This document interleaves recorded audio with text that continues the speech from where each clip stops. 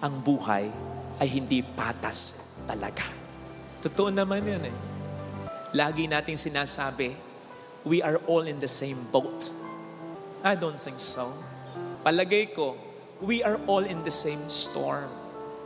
Lahat tayo binabagyo ng problema.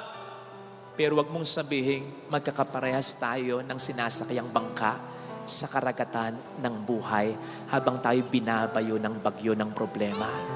Sabi ko nga minsan sa sermon ko, yung iba sa atin, ang bangka, cruise ship. Yung iba sa atin, ang bangka, speedboat. Yung iba sa atin, ang bangka, jet ski.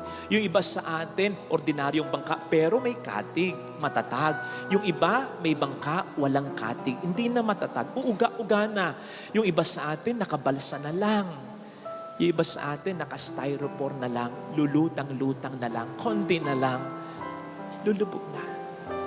Kaya wag nating sabing, we are all in the same boat. Sabi ko nga kahapon, umuulan. Lahat tayo naapektuhan ng ulan. Pero magkakaiba tayo ng kalalagayan.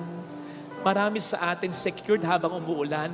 Pero may mga kapwa tayong ginikinaw at nababasa dahil sa ulan.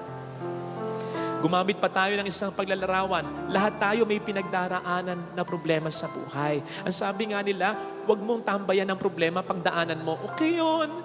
Pero hindi lahat tayo pare-pareho ng paraan sa pagdaan sa problema. May mga dumadaan sa problema, nakasasakyan, 4 wheels pa, bulletproof pa, mayaman eh. Tapos kasama pa niya, ang support system niya, ang pamilya, kumpleto, barkada niya. Naku, kayo dali na dumaan sa problema. Pero yung iba sa atin, naka-jeep, hindi aircon. Yung iba sa atin, naka-tricycle. Yung iba sa atin, naka-motor, nakakaragalag. Yung iba sa atin, naka-bisikleta, na flat pa. Yung iba sa atin, dumaraan sa problema, naglalakad na lang, nakatapak pa. Yung iba sa atin, gumagapang na, malampasan lang yung problema habang siya'y nag-iisa.